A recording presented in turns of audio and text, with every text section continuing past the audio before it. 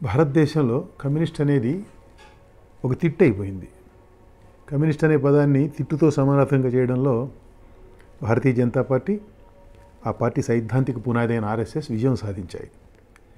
కమ్యూనిస్టుల చరిత్ర తెలియని, వారి సిద్ధాంతాల లోతులతో కాస్త కూడా పరిచయం లేని ప్రస్తుత తరం, ఈ తరం యువత నిజంగానే కమ్యూనిస్టులు ద్వేషించదగ్గ వారిని భ్రమలో ఉన్నారు. యువతరంలో ఈ రకం భ్రమ కల్పించడం లక్ష్యంగా సంఘ్ పరివార్, బీజేపీ కలిసి ఓ పథకం ప్రకారం చేపట్టిన భారీ ప్రచారోద్యమం దిగ్విజయంగా కొనసాగుతోంది. ఇప్పటికే చాలా వరకు ఫలితాలను ఇచ్చిన ఈ ప్రచారోద్యమాన్ని ఎంతకాలమైనా నడపగలిగే వనరులు, అది ఆర్థిక వనరులు కావచ్చు, మానవ వనరులు కావచ్చు, సంఘ్ పరివార్ దగ్గర పుష్కలంగా ఉన్నాయి. కావాలంటే జోరు పెంచగలరు కూడా. రానున్న రోజుల్లో పెంచినా నేను ఆశ్చర్యపోను. సోషల్ మీడియా వేదికలపై మతతత్వానికి వ్యతిరేకంగా ఎటువంటి కంటెంట్ వచ్చినా, ఆఖరికి ఎవరన్నా కామెంట్ పెట్టినా దానిపై హిందుత్వవాదులు విరుచుకుపడడం అనేది ఈసరికి దేశ ప్రజలకు అలవాటైపోయింది. సెక్యులర్ భావనల కంటెంట్ వ్యతిరేకంగా వచ్చే విద్వేషపూరిత పోస్టులు కూడా చాలా సర్వసాధారణమైపోయాయి. సెక్యులర్ వాదులపై ఆన్లైన్లో దాడికి దిగే హిందుత్వవాదులు చాలా కలర్ఫుల్ దూషణలు వాడతారు. వారు వాడే తిట్టలో కమ్మీ కుక్కలు, కమ్మీ డాగ్స్ అనే ప్రయోగాలు ఎక్కువగా కనబడుతుంటాయి. అంటే కమ్యూనిస్ట్ కుక్కలు అన్నమాట. కమ్యూనిస్టులు కుక్కలు. ఇది దేన్ని సూచిస్తుంది? ప్రపంచంలో మెజారిటీ దేశాల్లో ఉన్న పార్టీని, ఆ సిద్ధాంతాన్ని ఇంత పచ్చిగా దూషించడమా? అదొక్కటే కాదు సుమా, ఆన్లైనే కాదు, ప్రధాన సవంతి రాజకీయాల్లో కూడా కమ్యూనిజంపై దాడి పెరుగుతున్నది. కమ్యూనిజం అనేది ఒక సిద్ధాంతం. ప్రపంచాన్ని కమ్యూనిజం ప్రభావితం చేసినంతగా మరే సిద్ధాంతం కూడా ప్రభావితం చేయలేదు. రష్యా విప్లవం తర్వాత దాదాపుగా 20వ శతాబ్దం పొడవునా 3వ వంతు ప్రపంచం కమ్యూనిస్ట్ పార్టీల పాలనలో ఉంది, ఏలుబడిలో ఉంది. సోవియట్ యూనియన్ పతనం తర్వాత తూర్పు యూరప్ దేశాలు క్రమంగా కమ్యూనిజం ఏలుబడి నుంచి బయటకు వచ్చాయి. దీనికి కారణాలు ఏమిటన్నది ఇక్కడ అప్రస్తుతం, చాలా ఉన్నాయి. అయినా ఒక్క మాట చెప్పుకోవాలి.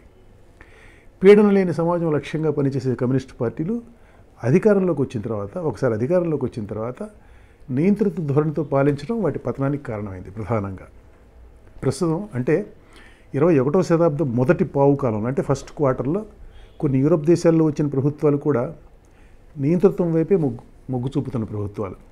పెత్తందారీ నేతలు అంటే స్ట్రాంగ్ మెన్ పొలిటీషియన్స్ సారథ్యంలో నడుస్తున్నాయి. అవన్నీ కూడా సంకుచిత జాతీయవాదం ఆసరాగా అధికారంలోకి వచ్చినవే. అలాంటి ఒక పార్టీ ప్రస్తుతం భారతదేశంలో కమ్యూనిస్ట్ పార్టీలపై సంఘ వ్యతిరేక శక్తులుగా ముద్ర వేస్తున్నది.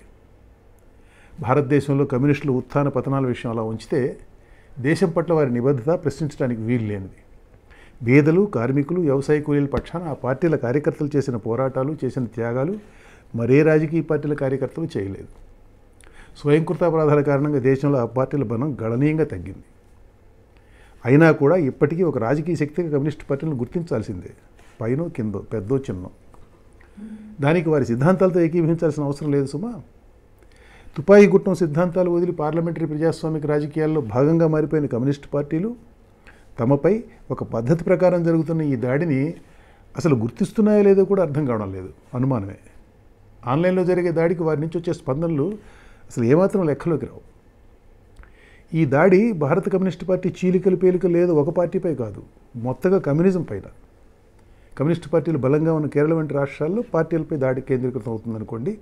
స్థూలంగా మాత్రం దేశం మొత్తం మీద కమ్యూనిజం అనే భావనపైనే దాడి కొనసాగుతుంది.